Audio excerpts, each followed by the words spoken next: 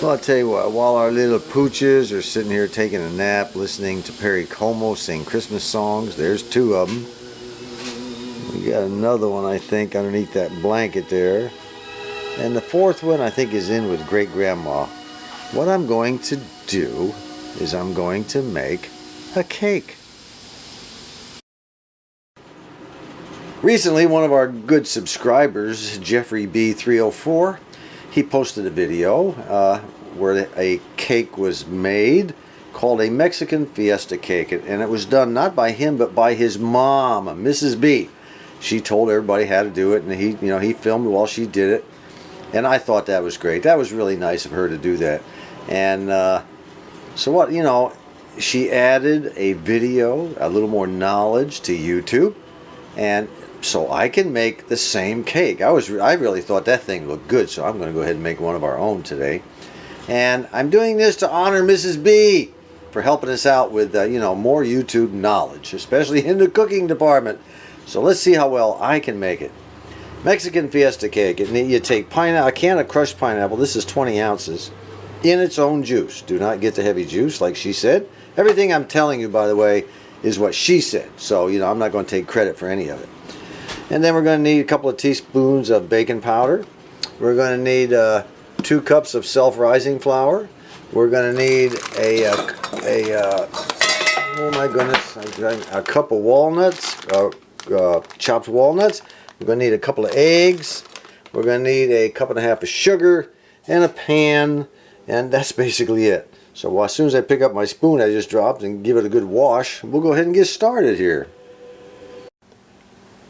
First thing we have to do is put 2 cups of self-rising flour into the pan. 2 cups. I already got 1 cup in. And here's the second cup. If Mrs. B says that's what we have to do, then that's going to happen. The next thing we have to do is we have to add 1½ cups of sugar. 1½ cups of sugar. Like so.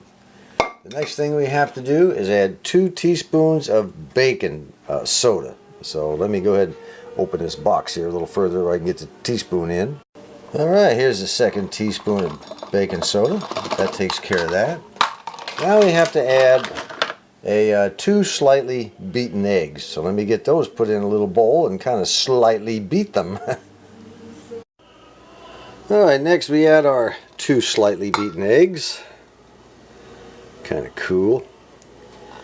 Then it says we add a can of crushed pineapple, which we have right here. A 20-ounce can of crushed pineapple. Any kind will work. Has to be except it has to be in its own juice. You don't want that heavy stuff. Like Mrs. B said, don't you get none of that heavy syrup. Then we add in, I guess we can kind of stir it around a little bit, and then we'll go ahead and add in the nuts. A cup of nuts. By the way, I put a few more nuts in there. I like walnuts, so we'll just add a few extras. So let me go ahead and stir it up, and then I'll put this in, and we'll mix that around second. Alright, I got it about 3/4 of the way mixed. There's still a little bit of powdery flour in there. So I'll go ahead and put the crushed walnuts in, and we'll mix all that up. Well, I'll tell you what, this is looking good enough. I can eat it right out of the bowl. Oop, hear the beep in the back. Our oven is ready.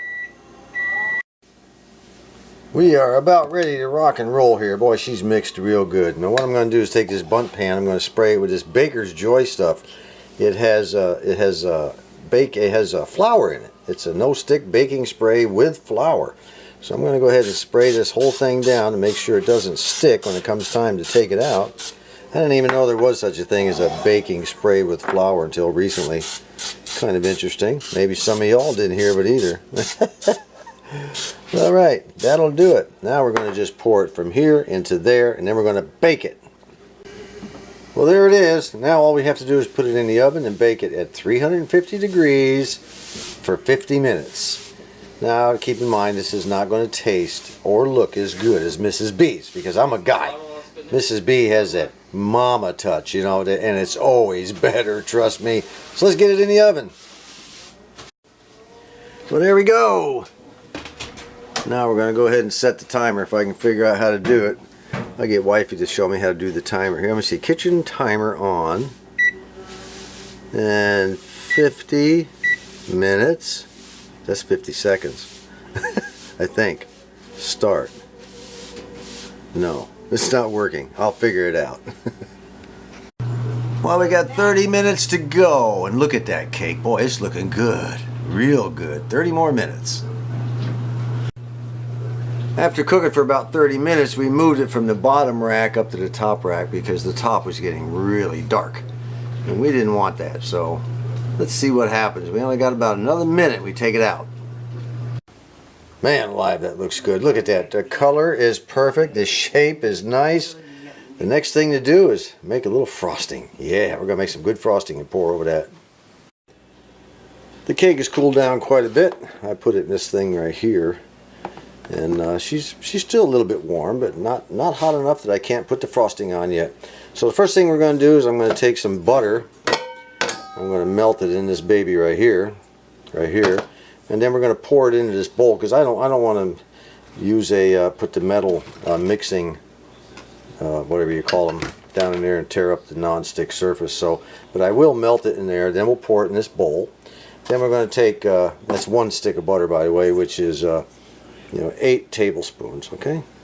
Then we're going to take 4 ounces of cream cheese, which is half the size of one of these. Then we're going to take a cup of powdered sugar, and I'm going to be using a little more than a cup because I like things a little bit sweet.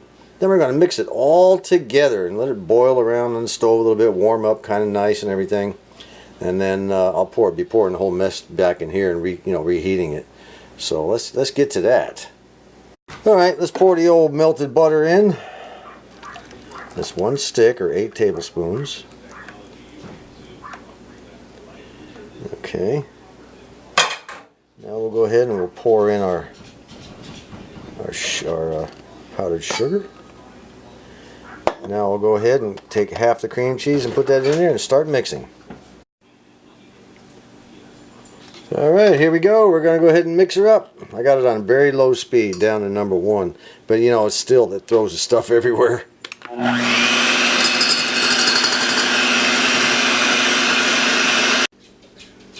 Alright, now we just heat it till it's nice and runny, and you can see it's already starting to get that way.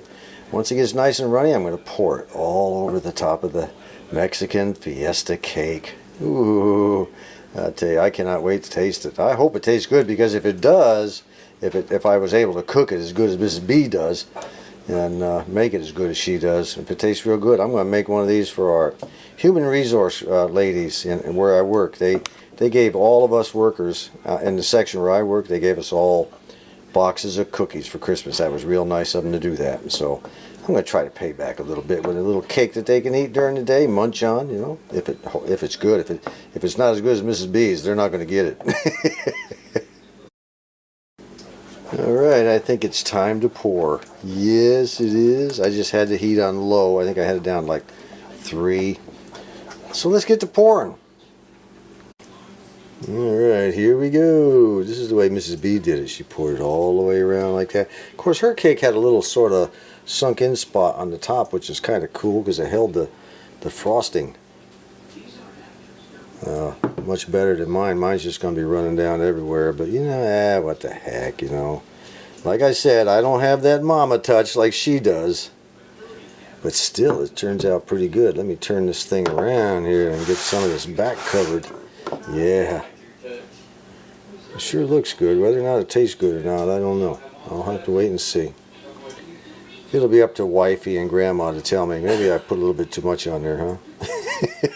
We'll see.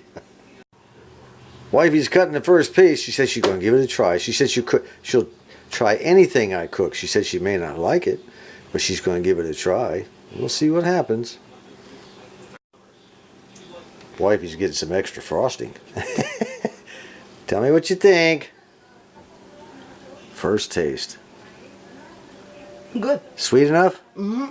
Really good? Mm-hmm. All right, let's get Grandma a piece here. Well, as you can see, our table in about half our house is already covered with wrapping paper and cookie boxes and everything.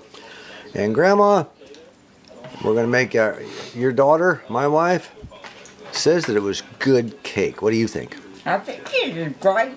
You like it? Yummy stuff, huh? And what do you think there? And our grandson Eddie, he always shows up on cooking day. It was fantastic. It was good, huh? Okay, Mrs. B, there you go, and everybody else who watched. I just tasted it. I think it's fantastic.